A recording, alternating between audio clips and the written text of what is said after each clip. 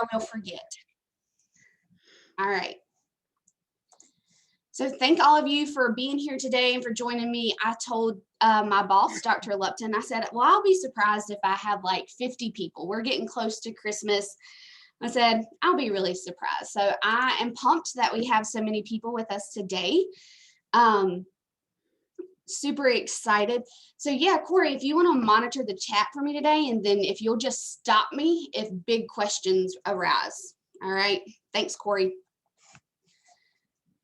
So I'm going to go ahead and let me start sharing my screen and we will get started. So just kind of as an FYI, I did put this in the PD system. So it is something that you can get CEUs for and get credit for. I'm not sure, it hadn't been approved the other day. It was still in my awaiting approval queue. So as soon as that is approved and you're back on campus, you can register. At the end of today's session, I'm going to try to leave 5 or 10 minutes at the end. I will put a link in the chat for you all to fill out, to give me some feedback, but also to take your attendance for today. So if you have to scoot out a few minutes early, you might want to email me so that you can get that link. Because I typically do that at the end. I was a middle school teacher. Like, if you don't do things at the, I know how that goes.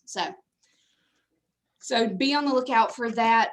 But I did want to kind of give you that heads up as we go. So we are going to talk a little bit today about grading, which is always, I love to talk grading. It's one of the things that I've done a lot of research around. But I know it can be a very controversial topic. It can be a hot topic. So I just ask that we are all respectful of each other's ideas and questions as we go through today's presentation, and that we just keep an open mind as we have this conversation. So for those of you that do not know me, my name is Ashley. I am the director of personalized digital instruction for the district. And a lot of people always are like, well, what does that really mean? I work around personalized learning and how to really begin transitioning instruction in the classroom from an industrial model to one that is much more student-centered, in which students have a lot of autonomy and ownership in the classroom. So. Actually, you've got people in the wait room or in the waiting room. As they pop up, I'm trying to hit admit. So hopefully. And then we have someone that can't hear you. If you can't hear, you might want to log out and log back in to see if you can, to see if that helps. All right, I think I got everybody so far. But like I said, today we are gonna do, I'm gonna ask some interactive questions, and one of my favorite tools to use is Mentimeter. And so I'm gonna go ahead and I'm gonna put the link to the Mentimeter that we're gonna use today in the chat. But if you are someone who hates navigating multiple tabs, you can just go to menti.com and put in that code, and it will work on your phone. It will work on an iPad, or if you have any extra device or things like that. It'll work for those types of things too. So that link is in the chat for you, and that is what we're going to start with, is our Mentimeter today.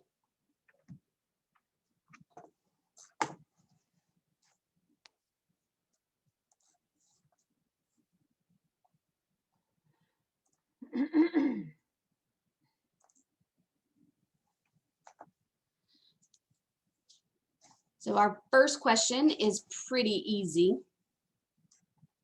Nothing too crazy. Winter break is right around the corner. So what are you most looking forward to over winter break? Getting my schoolwork and grades caught up. Oh, That is always the struggle, right? For me, it's email. If I can ever get my email caught up, I will be in a great place in life.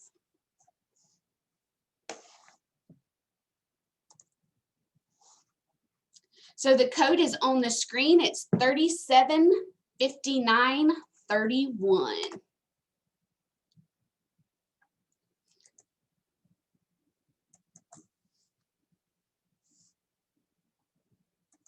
I'll give everybody just a second.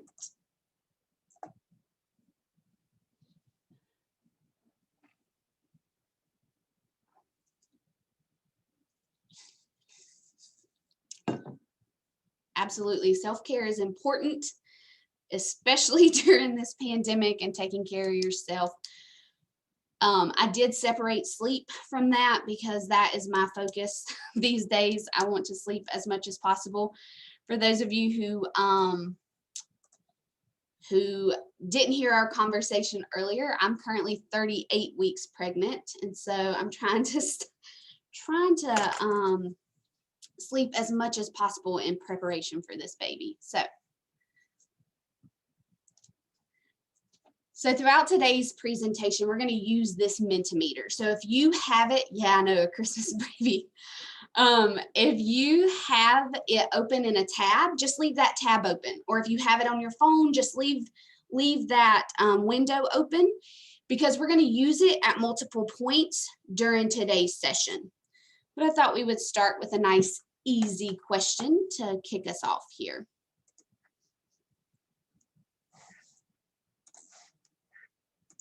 So as we think about this idea of grading and what is a grade or what should a grade be, and we think about our framework for teaching and learning, really that falls under the equitable and culturally responsive component.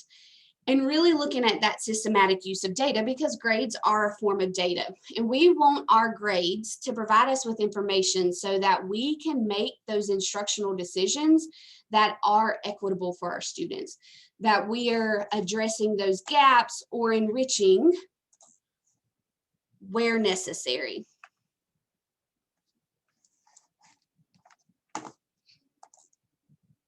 And so I want to start out with an activity. I have a set of grades here from a student,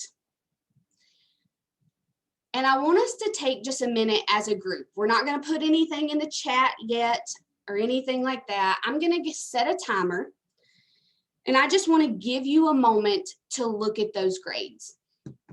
Think about your current grade book and how you have it set up, whether that's total points, categories, whatever the case may be. But I want you to take a minute and think about what grade that student should get based on how you currently have your grade book set up. So I'm going to set a 2-minute timer just to give you some think time. And then I'm going to ask you to respond in just a moment.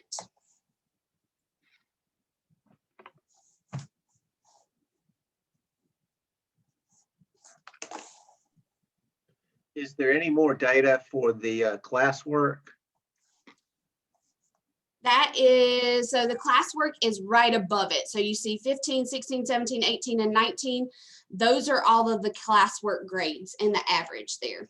So those are the only grades for classwork. And homework is the same. It's 10, 11, 12, and 13, those rows, and the average is on 14.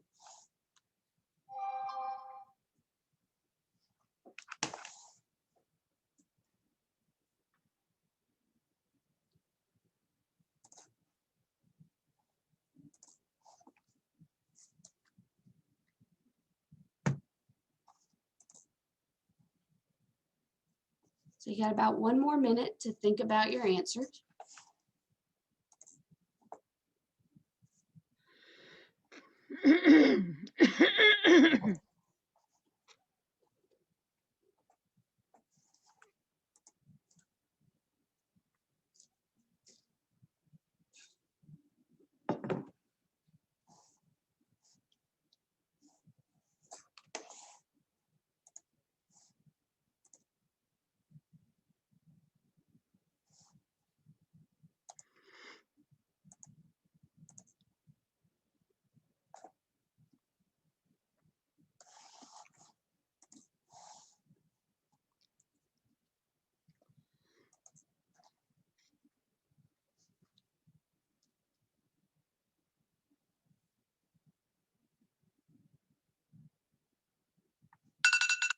All right.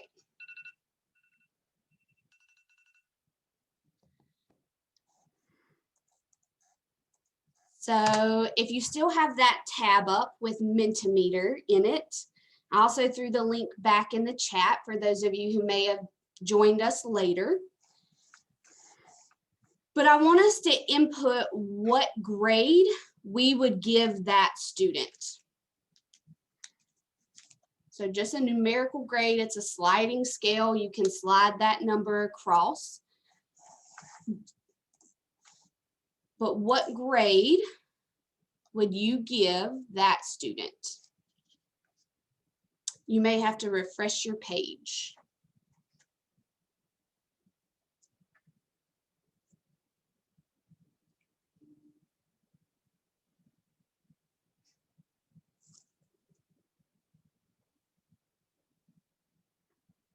Okay. I'll leave those grades up just for a moment.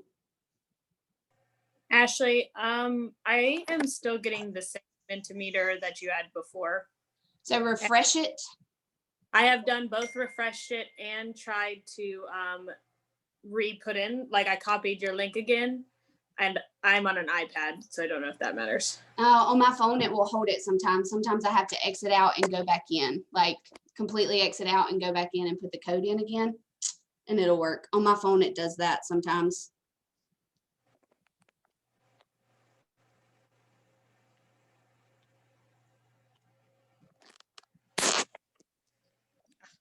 Okay, it worked. I don't know why it took it 5 minutes, but it worked. Thank you. You're good. Technology sometimes is crazy. All right, we're waiting on a few more people. What grade would you give that kid?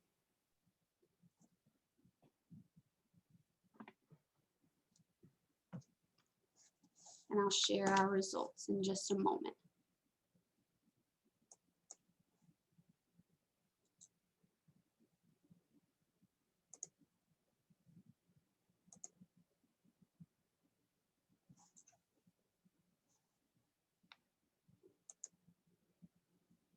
Okay.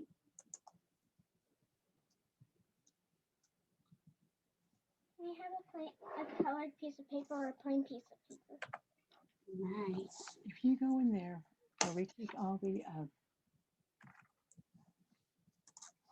stuff for the kitchen, the towels and the dish towels and all. On top of All that, right. So just so you can kind of see where we're sitting,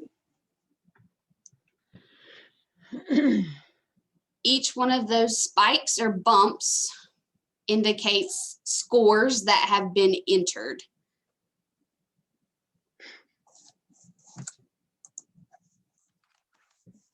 Give everybody just a couple more minutes if they want to answer. Go ahead. No, I mean, a meeting. Thank you.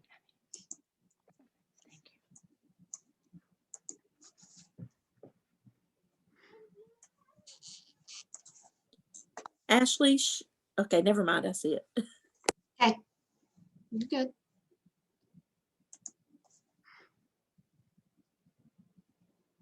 All right, so if we look at that distribution of scores, average is an 81. But if we look at that, do we all have consensus around what this student's grade should be? If you average it out and go by the averages, that's what it would be. But at closer inspection, I don't think it should be that high. Okay, so that's And I feel the opposite, because if I look at the effort that that student is putting in, yes, they're having some hiccups in some of the testing, but that to me is a solid B range student, in my opinion. okay. I actually agree with Ms. Schaefer. I'm a special ed teacher, and I know that there are several students that get testing anxiety, and Okay. they go into that and they know the material, but they get very nervous.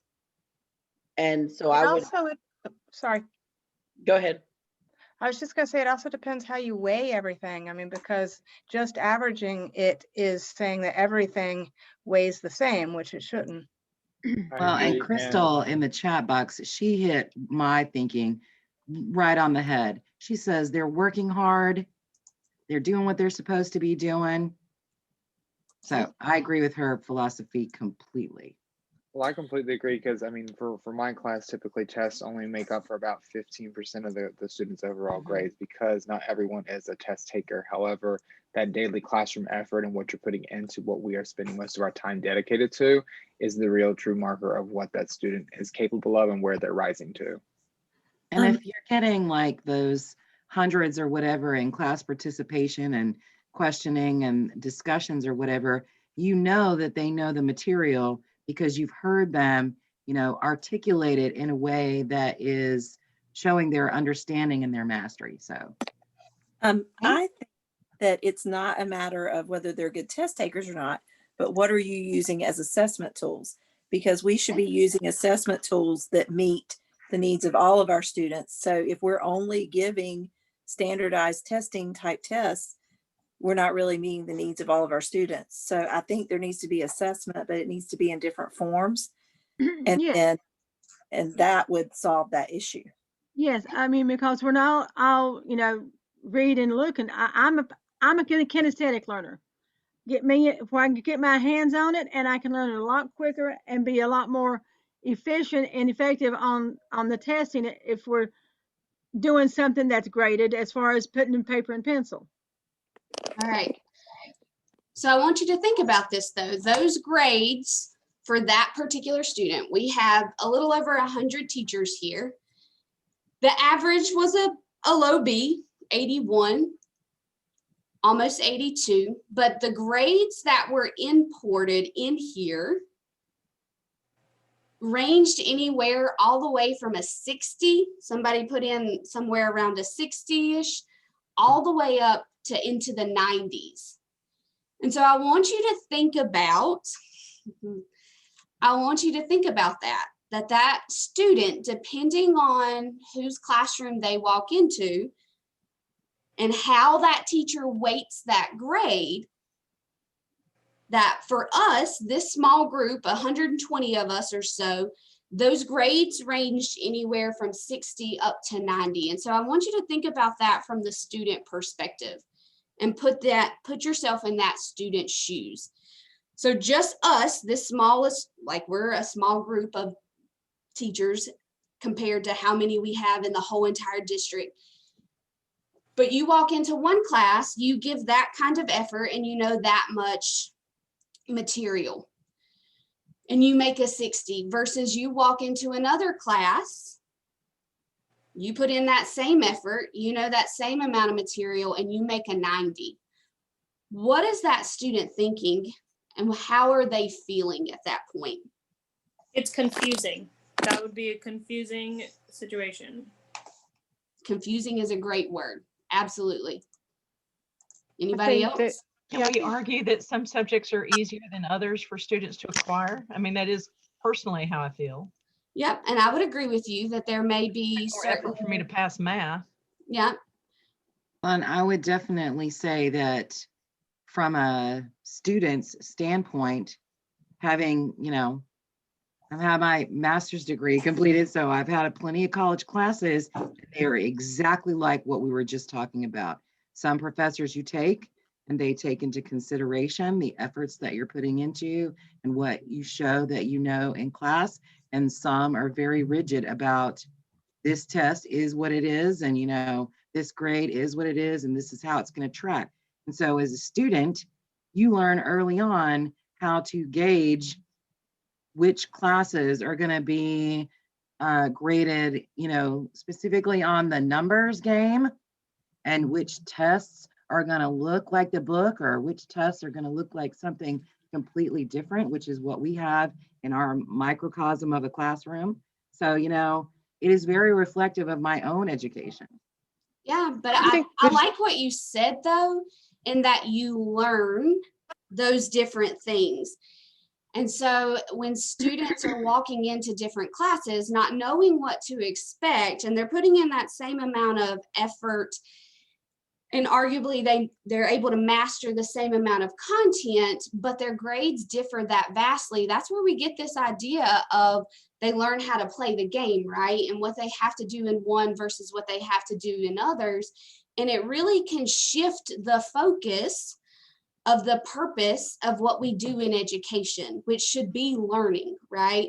The purpose of us teaching and the purpose of students coming to class is that they're learning. And so if that's the outcome that we want, and students are confused, some of you and multiple people in there have said that that could cause some confusion or anxiety or things like that, then it becomes, it becomes this game that they have to learn to play. And so that's why we're having some of these conversations around what should a grade be and what should it reflect. And so that's my next question to you all, is what should a grade be? So I want to take a second and I want to give you think time. So I'm going to set my timer for 1 minute. And I want you to think about what a grade should be. We're not putting it in the chat or anything yet. I really want you to take a minute to just think about how you would define a grade.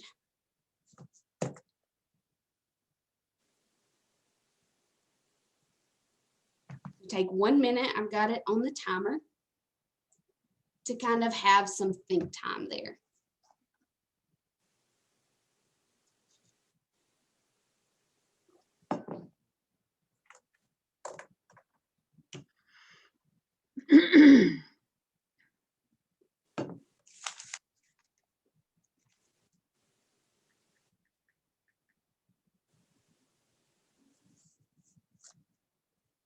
So if you want to jot down your definition, you can.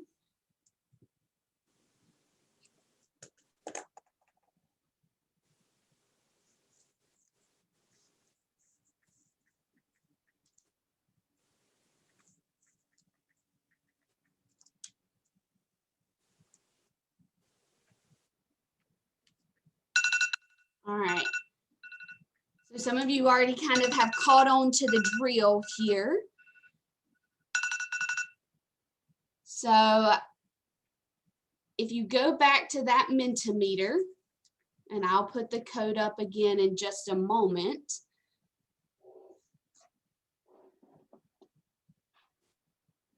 I want you to pick out your 3 biggest words or phrases from your kind of definition of what you think a grade should be and enter that into the Mentimeter. And yeah, I can definitely send it again.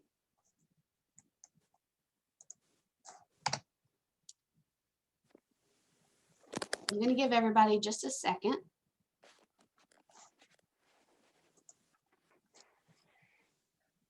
What should a grade be?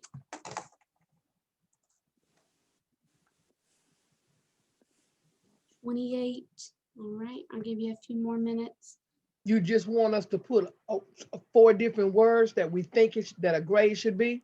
Yep, 4 different words or phrases that kind of get at the heart of your definition of what a grade should be. Okay, okay.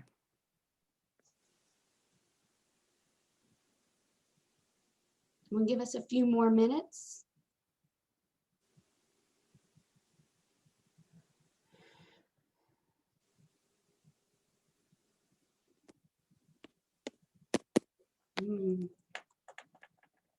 Some good words.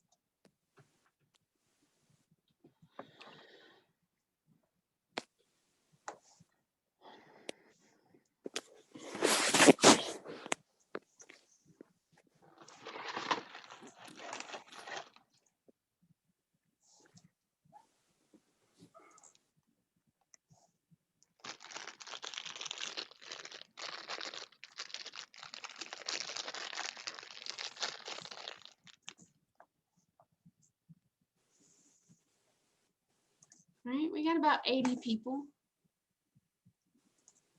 So let's see what we've got here. People are still putting in their responses. So what should a grade be? So this is just a word cloud. So as a word is entered multiple times, you're going to see it a little bit bigger than some of the other words that maybe haven't been entered quite as often. And so we can see that there's some words, there's a couple here that really bubble to the surface. So mastery being one of them, understanding, reflection, a measurement, proficiency, effort is coming up, reflection of knowledge, level of understanding, standards based is getting quite large as well. And so we've asked this question in multiple ways before, and that the same theme kind of emerges each time that we ask this question, regardless of the group that we ask it of, is that a grade should be reflective of student learning, of student mastery of content, of their proficiency or their growth over time. But that same theme tends to bubble to the surface every time that we ask this particular question. And like I said, regardless of the group. You'll see some of the other pieces evidenced. It should be a communication. It should be fair. I saw that multiple. I saw fair and equitable in there as well. Equitable right here, a measurement. But that same idea definitely comes to the surface each time, is that it should be a communication or a reflection of student learning, of their mastery of those standards. And so my follow-up question always is, then how do you define mastery?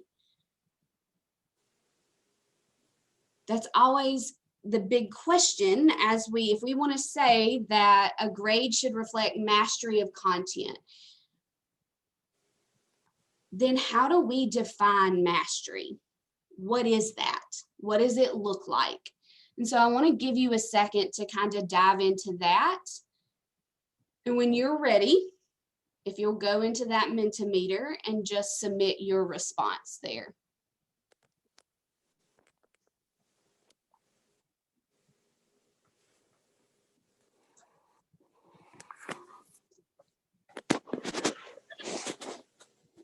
What is that?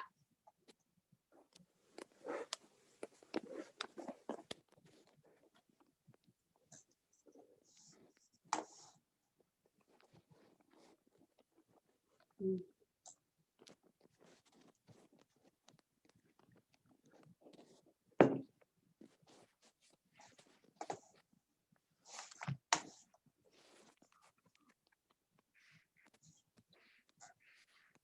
I'll kind of scroll through here.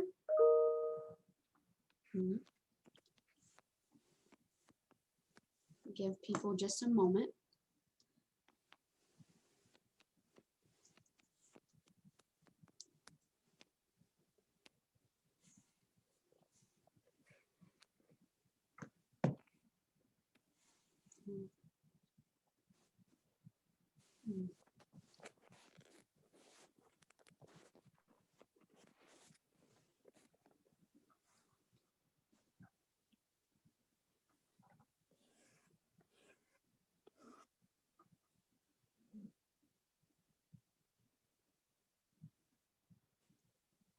Confident proficiency. I don't think I've ever heard it put quite like that, but I like it.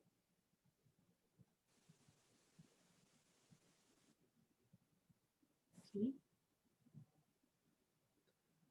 I'm going to just continue to scroll. So if you've already submitted yours, you can kind of look back at what others have said.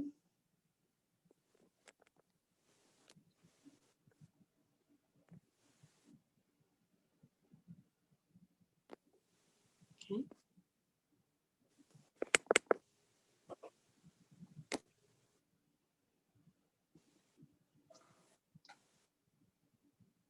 All right. All right, people are bringing up the idea of Bloom's taxonomy or DOKs. 80%. All right, so as I look through here and kind of seeing what some people are submitting, a couple themes keep bubbling to the surface.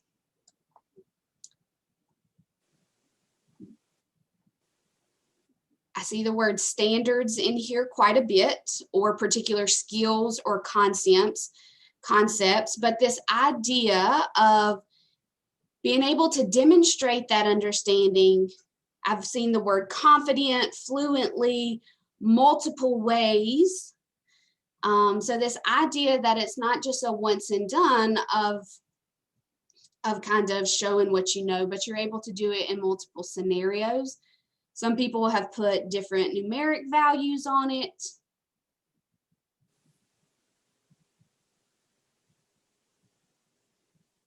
But that idea that you're able to consistently demonstrate those skills or those concepts, and a lot of you have kind of alluded to the standards, are what drives that.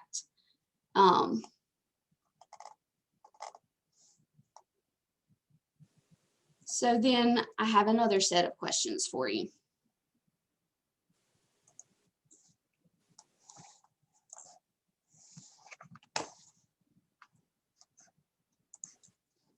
So we've talked about what a grade should be, and it's this idea of mastery of content or growth, a reflection of learning.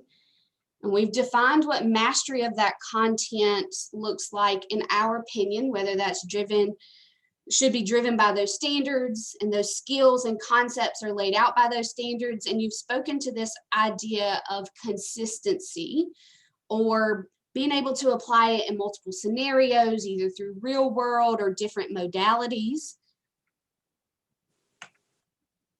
I want us to look at a series of pictures. And I want you, if you have seen it used before in the classroom, whether yourself, a colleague, someone you're mentoring or coaching, your own children's teachers, but if you've seen the following used to influence a student's grade, I just want you to put a yes for no, for a Y for yes, or an N for no in the chat, and that's it. And I know it's about to go crazy because there's 122 of us, but that is okay. So here's our first picture. How many of you have seen someone give extra credit or bonus 100s or whatever the case may be if students brought in canned food or classroom supplies? Okay. So we have some yeses and some nos. Okay. So we have a mixed bag. Some people have seen it and some people haven't. Awesome. What about parent signatures? Here's the next one. Have you ever seen students receive a grade for, the big one for me, and I'll be completely transparent and honest, is I would give a 100 homework grade if they would bring in their lab safety contract with a parent signature. But even the idea of progress reports, student work samples, report cards, you've seen it influence a student grade. Okay.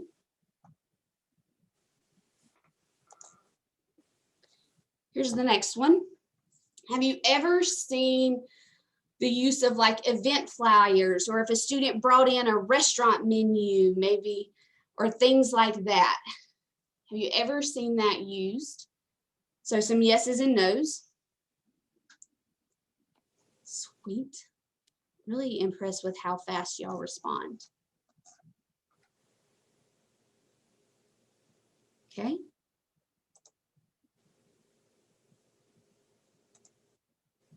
What about student behavior? Have you ever seen student behavior be used to influence a student's grade? A big one right now is I've seen teachers cameras on or cameras off is a student behavior I've seen teachers use here in the last little bit as we talk about remote learning.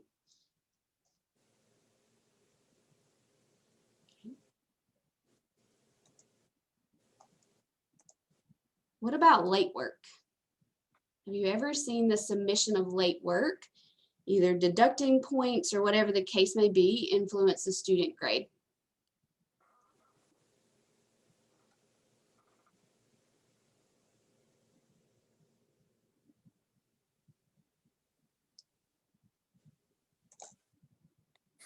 What about participation or effort?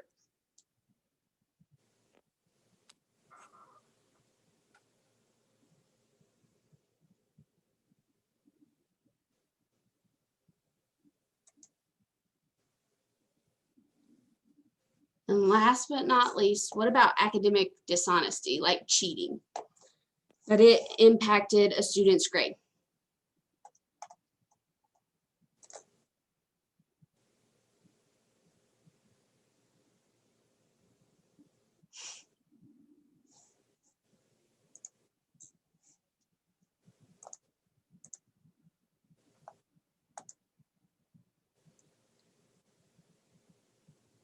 So my next question for you then becomes, I want us to think about what we said,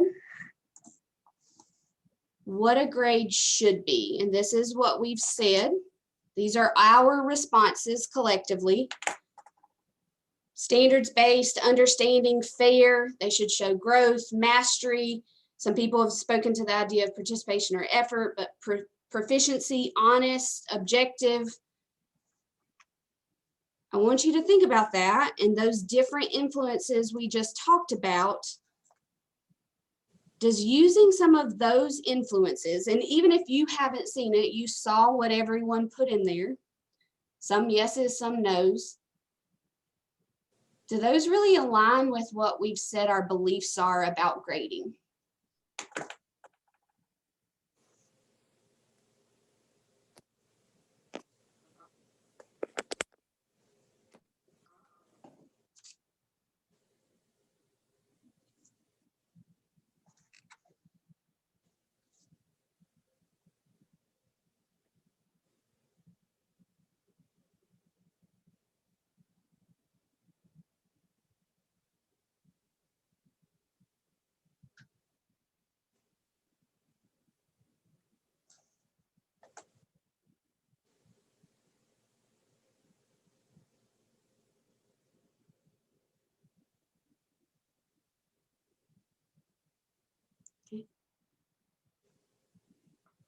So if we look at our responses, we've got about half of everyone so far.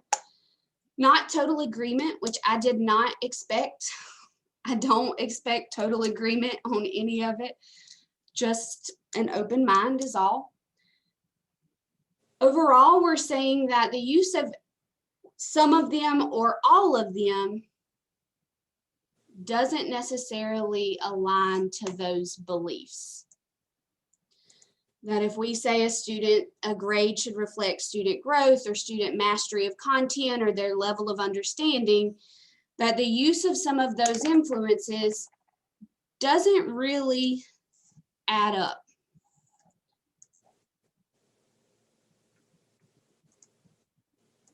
So here's my next image for you to look at. Anybody know what that is?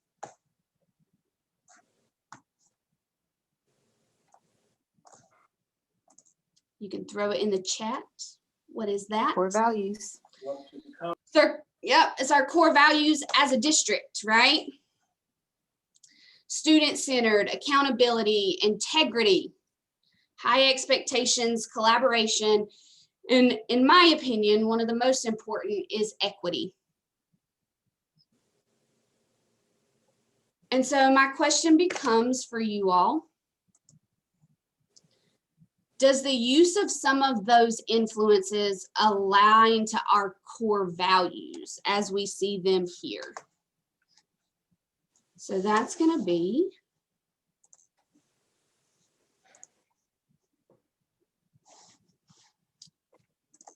so they align with our core values.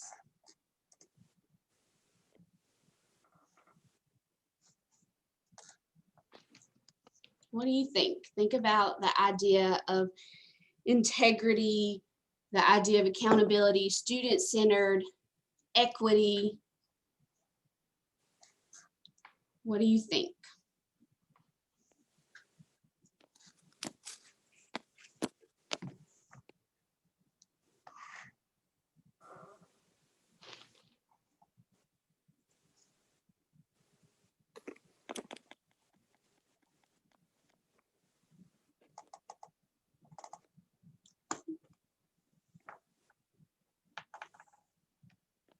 So we've got some in the chat, some here. Some are saying yes, some are saying no. Okay.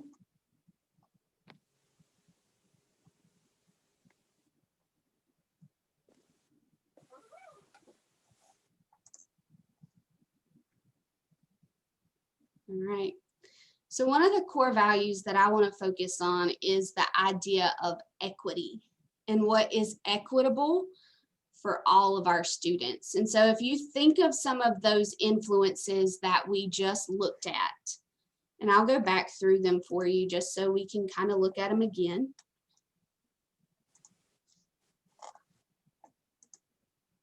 The use of canned food or classroom supplies, the idea of parent signatures, bringing in restaurant menus or event flyers, the use of student behaviors, work late, things like that, academic dishonesty.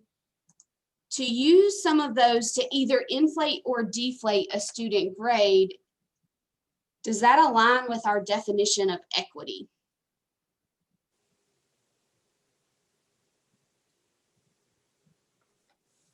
You can throw it in the chat there.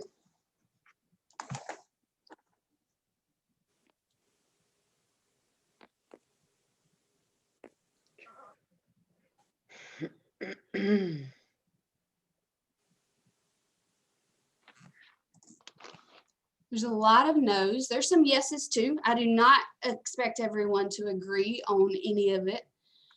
But if we think about that idea of fairness and what is fair, and that idea of leveling that playing field a little bit, just from personal experience, I was the kid that could never get extra credit because my family couldn't afford to bring in canned food and classroom supplies.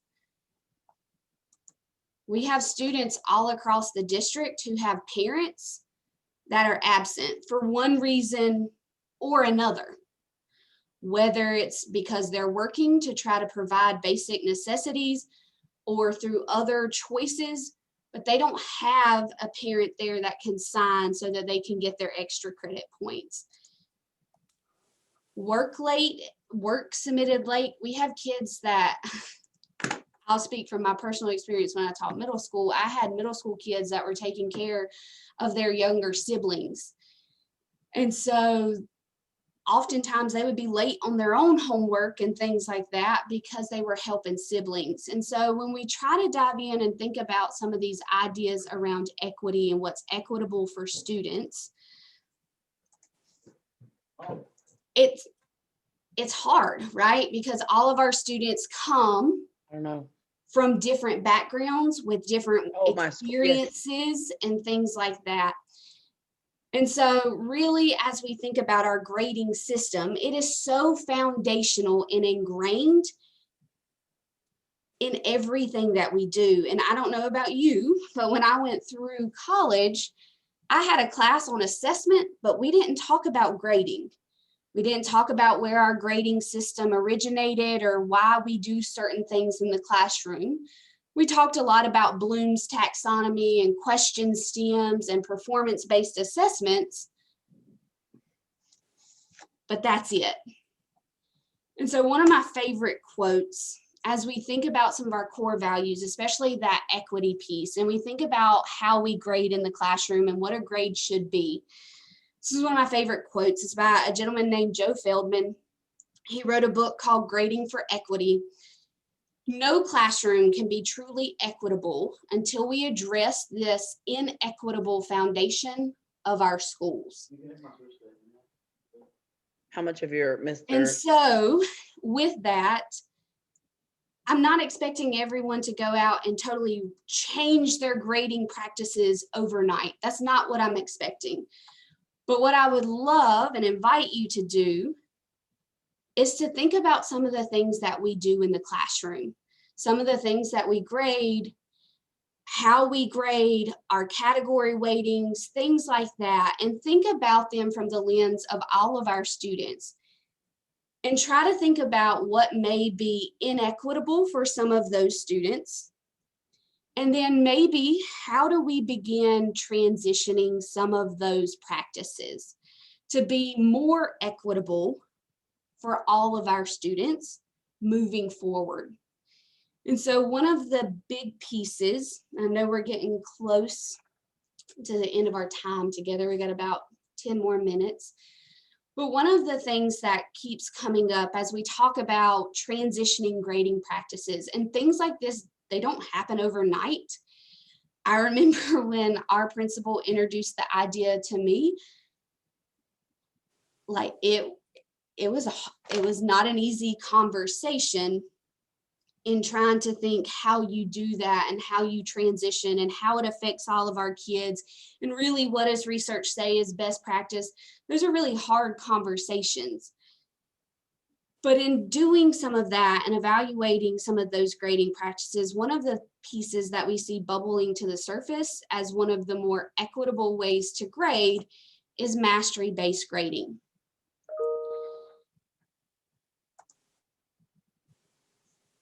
And so with that, there are certain pieces that are very foundational to mastery-based grading.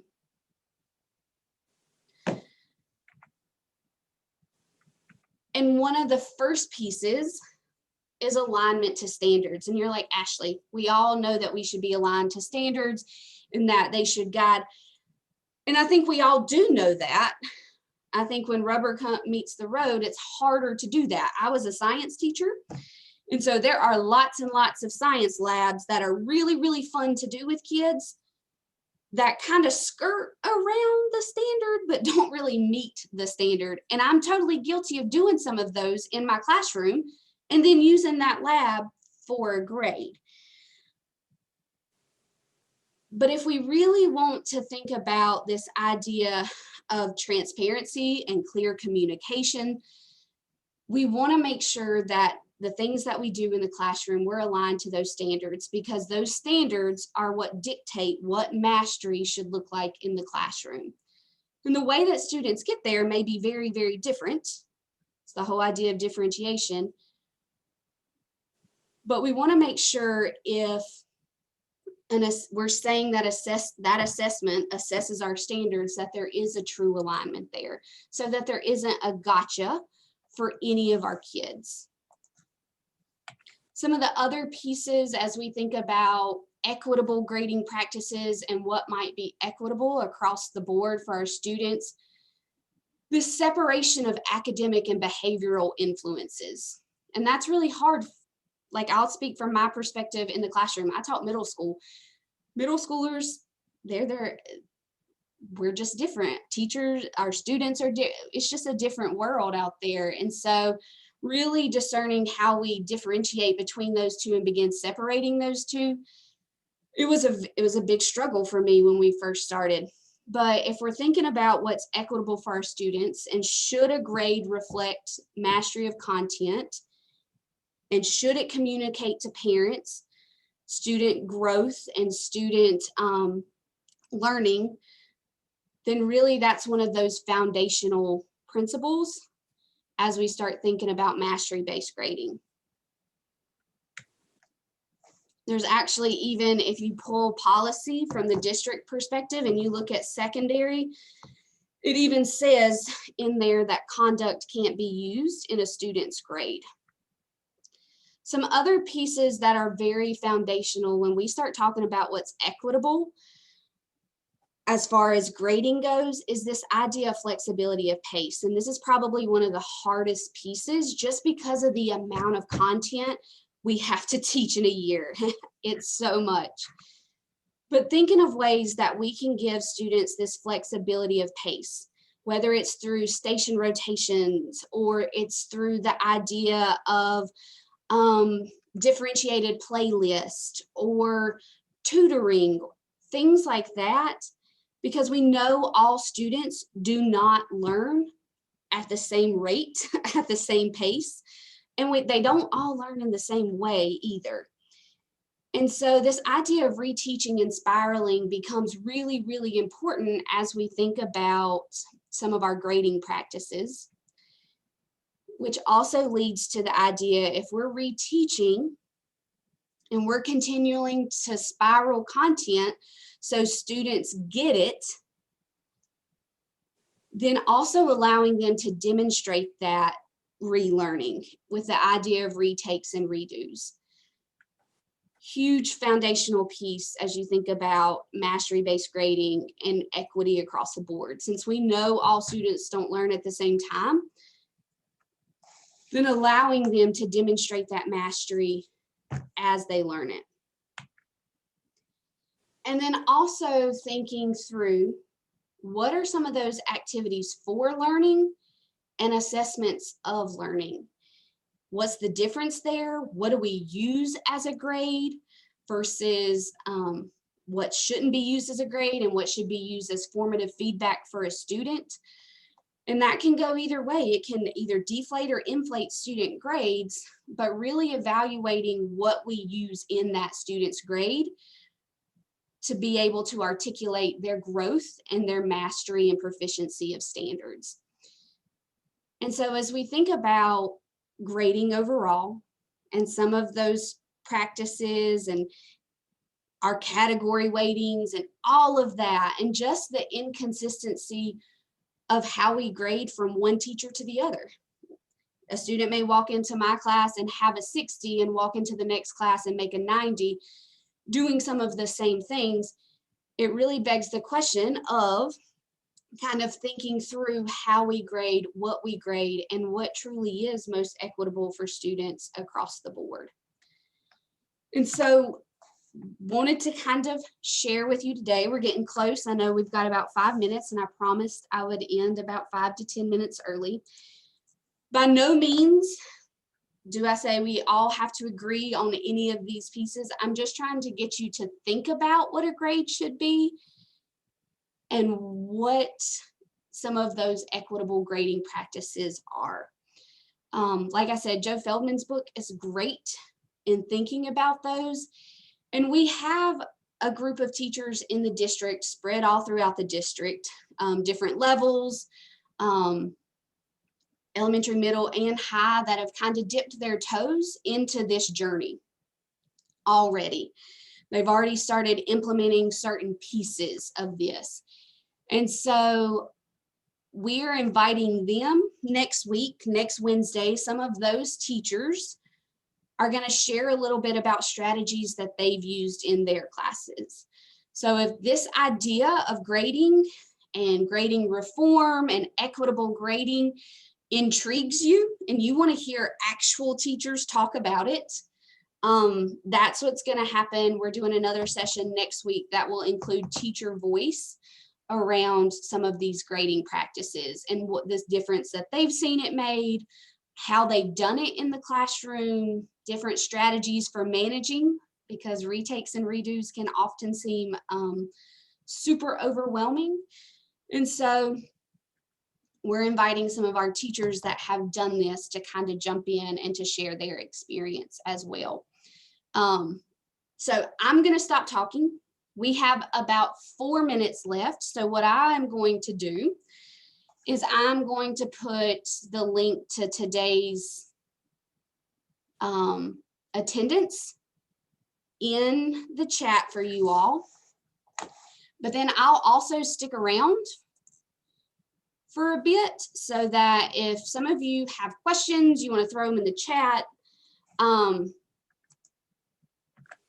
I can stick around and we can talk.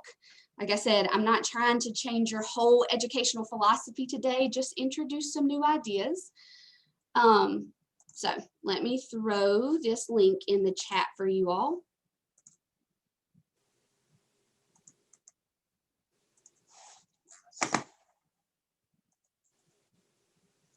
And just so you know, I know there's always questions, especially when thinking through the lens of EC, our ELs, our AG populations, our students of poverty. even more around that idea of equity and what does research really say around equity and grading. As we move throughout the spring, we're going to roll out some optional PD, totally optional, through those different lenses, so that if there are certain questions you have about how this would affect or what it would look like for certain groups, we're going to try to partner and provide some professional development from those lenses as well. So I put the link in the chat twice. I can put it in there one more time just to make sure everyone has it. And like I said, it should be in the PD system as well. I submitted it last week. It hadn't been approved this morning. I'll go back in and check, but once you're back on, if you're back on campus, if you want to check and make sure, you can go ahead and register. If it's not on the list, just check a homeschool. That's totally my fault. Totally my fault on the choice of primary work location. Just choose a school and in the comments put that you're from the virtual academy. So that totally overlooked that. You're exactly right. Sorry, guys. If hospital homebound's not on there either, it's totally, I will take full ownership of that mistake. Just check a school and in the comments, make sure you tell me where you really work. Sorry, guys. I try to have a complete list, but I always miss one. Always. So I love Todd Nelson showing us the future of Winston-Salem Forsyth County schools in his arms. Oh, I just love Todd Nelson, and I'm sad that I don't get to see him on a weekly basis. Well, that's a choice you made. You can. I don't know. Come anytime you want to. Oh, Ashley, stop giving him compliments. We do not need his head swelling up any bigger than it is. Yeah. Now, He always gives me Ashley. such a hard time when I'm out there. Ashley, thank you so much. This was wonderful. Thank you. It's just And Todd promises to be nice if you come back. Yeah, and okay. visit. I don't know that I have that in me. That's what I was saying.